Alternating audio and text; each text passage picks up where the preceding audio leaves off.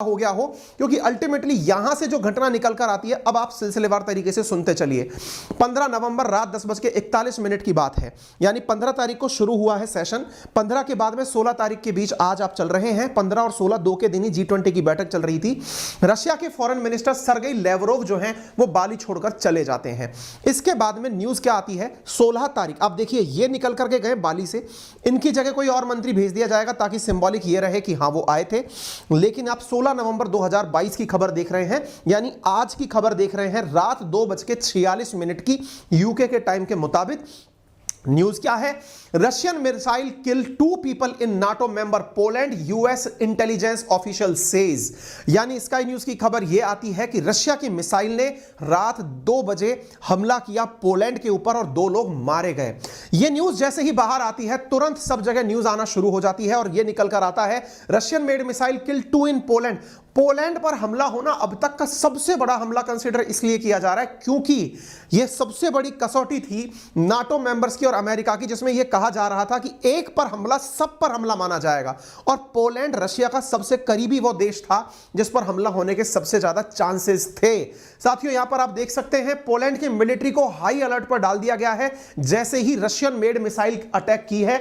यह सुबह 7:23 की खबर है जो मैं आपके साथ साझा कर रहा हूं, शायद आप इसे देख पाएं। मॉर्निंग 7:23 की खबर मैं आपके साथ साझा कर रहा हूं। यहां पर आप देख सकते हैं Poland reportedly hit heavy Russian strike, यहां पर न्यूज निकलकर आ रही है। और सबसे इंपॉर्टेंट, पुतिन ने यूक्रेन पर 100 मिसाइलें कल रात को दगवाई हैं। यह सारी बातें हैं, जिनको थोड़ा सा मैपिंग समझनी है वो थोड़ा जान ले। यह रहा रशिया, इसके अगर पश्चिम की तरफ चलते हैं, दक्षिण पश्चिम की तरफ, तो आपको यूक्रेन दिखाई पड़ता है, और उससे अगर पश्चिम की तरफ चलते हैं तो पोलैंड आपको दिखाई पड़ता है। एक तरह से समझिए कि पोलैंड से होता हुआ ही पूरा यूरोप शुरू होता है, नाटो मेंबर शुरू होते हैं। अभी तक शेलिंग जो थी वो यूक्रेन पर चल रही थी। बेलारूस रशिया का मित्र है, एक तरीके से उनकी वजह से यूक्रेन पर शेलिंग चल रही थी। अब यह शेलिंग पोलैंड के ऊपर भी होना शुरू हो गई है। यह अपने आप में यदि मिसफायर है तो यह बहुत बड़ी चूक कही जाएगी रशिया की तरफ से। हो सकता है रशिया को इसकी वजह से अपॉलॉजी तक मांगना पड़े यदि वाकई में ऐसा हुआ है, या फिर रशिया ने इसे जानबूझकर नहीं कहा है, किया है तो वो हो सकता है पब्लिक में आकर के माफी मांगे, या फिर उसको अपनी चीजों से पीछे हटना पड़ सकता है। ये बहुत बड़ा मतलब गलती है एक तरह से, ये मान लीजिए। ये तस्वीरें आई हैं इस पूरे की पूरे कार्यक्रम की, यानी कि मिसाइल दागने के बाद जिस तरह की बाहर माहौल बन रहा है वो आपके सामने है।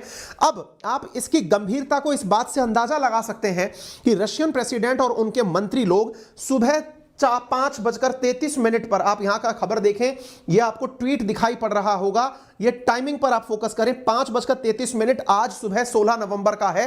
प्रेसिडेंट बाइडेन के द्वारा अपनी एक तस्वीर साझा की गई जिसमें बाइडेन बैठे हैं, उनके मंत्री लोग आपस में बैठे हुए हैं। जिस तरीके से बैठे हुए हैं इससे अंदाजा लगा सकते हैं कि ये कोई फॉर्मल मीटिंग नहीं थी। फॉर्मल का मतलब ये अचानक हुई मीटिंग थी, जैसे हुआ ना बम फट गया, आइए सब लोग चिंता करते हैं कि क्या हो गया, ये वैसी मीटिंग थी। ये वो नहीं थी सूटेड बूटेड टाइप के लोग बैठे हो कि हाँ भाई इतने बजे मीटिंग है। ये तत्काल प्रभाव से बुलाई गई मीटिंग थी जिसमें आप यहां देख सकते हैं बाइडेन कह रहे हैं कि I spoke with president Andrzej Duda, जो कि पोलैंड के हैं, to express my deep condolences for the loss of life eastern Poland and offer our full support for Poland investigation of the explosion. We will remain in close touch to determine appropriate next step at its proceeds. आप यहां पर देख सकते हैं, ये news भी देखनी चाहिए आपको। I am discussing a meeting with world leaders on the loss of life in eastern Poland and the United State committed to support Poland investigation. ये जो शब्द आ रहा है ना इन्वेस्टिगेशन, ये असल में आर्टिकल 4 को समझाता है, नाटो का आर्टिकल 4, कि यदि किसी देश ने किसी देश के खिलाफ इस प्रकार का एग्रेशन किया तो पहले उसकी जांच की जाती है, क्या वाकई में यह कार्य किया गया था, क्या यह वाकई में जानबूझकर किया गया था। जब यह आश्वस्त हो जाता है तो आर्टिकल 5 एक्टिवेट हो जाता है, और आर्टिकल 5 का मतलब है वर्ल्ड वॉर 3। और यही कारण है कि इस समय जो ट्विटर है उस पर वर्ल्ड वॉर 3 ट्रेंड कर रहा है, रशिया ट्रेंड कर रहा है, पोलैंड ट्रेंड कर रहा है। वर्ल्ड में यह बहुत बड़ा मुद्दा बनकर के बाहर आ रहा है।